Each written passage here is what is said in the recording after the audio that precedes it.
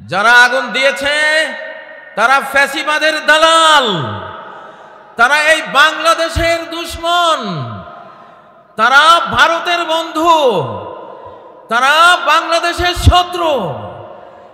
আমরা তাদেরকে বিচারের আওতায় এনে উপযুক্ত বিচার করে ছাড়ব ইনশাআল্লাহ। প্রিয় বন্ধুরা, আমি আমার বক্তব্যের শুরুতে কিছু স্লোগান দিচ্ছি, আপনারা আমার সাথে সায় দিবেন। 1 নম্বর স্লোগান, কত নম্বর? 1 নম্বর। কত নম্বর? বঙ্গবন্ধুর দিন শেষ, আল্লাহ বন্ধুর বাংলাদেশ। স্লোগানটা দেন, বঙ্গবন্ধুর দিন শেষ, আল্লাহ বন্ধুর বাংলাদেশ। আমরা কার বন্ধু হব? কার বন্ধু হব? যেই বন্ধু আমাদের 17 বছরের নির্যাতন দেখেছেন, যে বন্ধু আমাদের 17 বছরের গুণ খুম আকাশ থেকে মনিটরিং করেছেন, যেই বন্ধু এই বাংলাদেশের কোটি কোটি মানুষের আর্তনাদ শুনেছেন, যেই বন্ধু আকাশ থেকে দেলাওয়ার হোসেন সাইদির মতো একটি যুগ স্রষ্টা মুফাসসিরে কোরআনের জেলের গোপন কুঠুরিতে গোপন হত্যাকাণ্ড যে আল্লাহ দেখেছেন, এই বাংলাদেশের এই জমিনে 1947 সালে কোরআনকে সংবিধান করার ঘোষণা দিয়েই এই মুসলিম মানচিত্র তৈরি করা হয়েছিল, ঠিক নয় কি? এবং এই মানচিত্র হবে মুসলিমদের জন্য, আল্লাহকে যারা ভালোবাসবে তাদের জন্য, আল্লাহকে যারা সেজদা দেবে তাদের জন্য, আল্লাহর আইন যারা মানবে এই মানচিত্র তাদের জন্য। এইখানে যারা মুসলিম থাকবে তারা একটি রাজনৈতিক ইউনিট, পলিটিক্যাল ইউনিট। যারা হিন্দু, বৌদ্ধ, খ্রিস্টান, চাকমা উপজাতি থাকবে তারাও একটা রাজনৈতিক ইউনিট। উভয় ইউনিটের সমান অধিকারের ভিত্তিতে আমরা 1947 সালে এই মানচিত্রটি আল্লাহর কাছ থেকে তার করুণায়, তার রহমতে, আমাদের সংগ্রামে আমরা প্রাপ্ত হয়েছিলাম। আলহামদুলিল্লাহ, জোরে বলেন আলহামদুলিল্লাহ। প্রিয় বন্ধুরা, আমাদের এই ওয়াদা এখন পূরণের শেষ সুযোগ। কোরআন দিয়ে বাংলাদেশ শাসনের এখন সর্বশেষ সুযোগ। অতীতে যারা ভুল করেছে, বঙ্গবন্ধুরা ভুল করেছেন, কোরআন দিয়ে বাংলাদেশ শাসন করেননি। তার আগে আইয়ুব খান ভুল করেছিলেন, কোরআন দিয়ে কোরআনের জন্য নেয়া বাংলাদেশকে কোরআন থেকে বঞ্চিত করেছিলেন। তারপরে স্বাধীন বাংলাদেশ হয়েছে, একে একে সবাই ভুলটা করেছেন। তারা কেউই আল্লাহর সাথে করা ওয়াদা রক্ষা করেননি, এই জন্য তাদেরও ভালো পরিণতি হয়নি, আর জনগণ আমাদেরও ভালো একটা পরিণতি আমরা পাইনি। আমরা কি সামনেও সেই পরিণতি চাই? আমরা কি আবার গুম খুম হতে চাই? আবার আমরা মিথ্যা মামলায় জর্জরিত হতে চাই? আবার আমরা নির্যাতনে, নিষ্পেষণে দেশান্তরিত হতে চাই? যদি না চাই, না চাইলে তো হবে না ভাই। চাওয়ার পক্ষে কিছু কর্মসূচি তো নিতে হবে কিনা? সেই কর্মসূচিগুলি আজকে দিচ্ছি।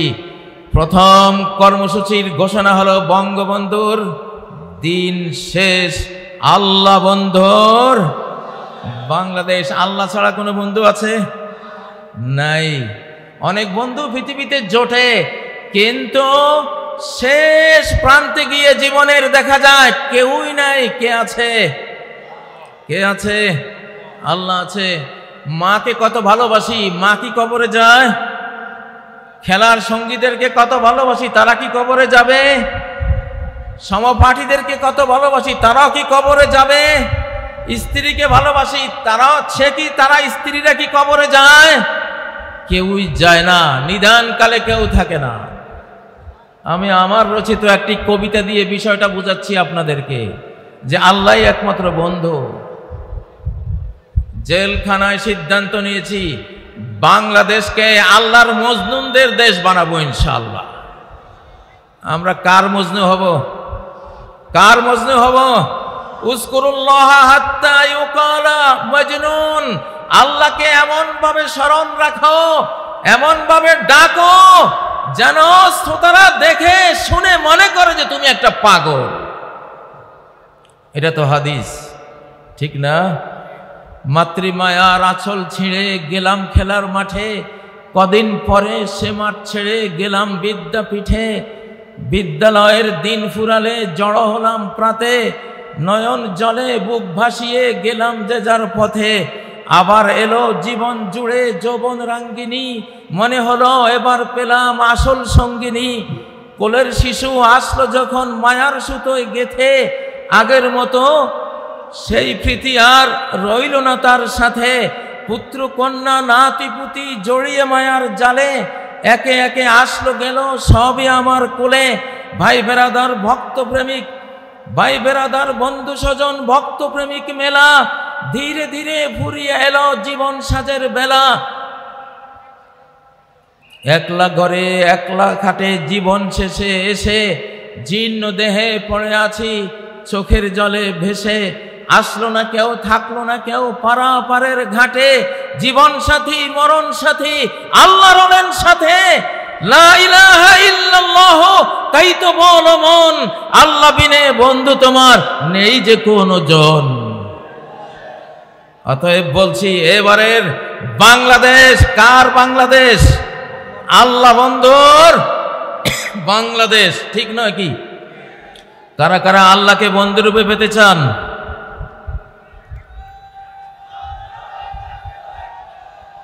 আল্লাহু আকবার, নারায়ে তাকবীর, আল্লাহু আকবার।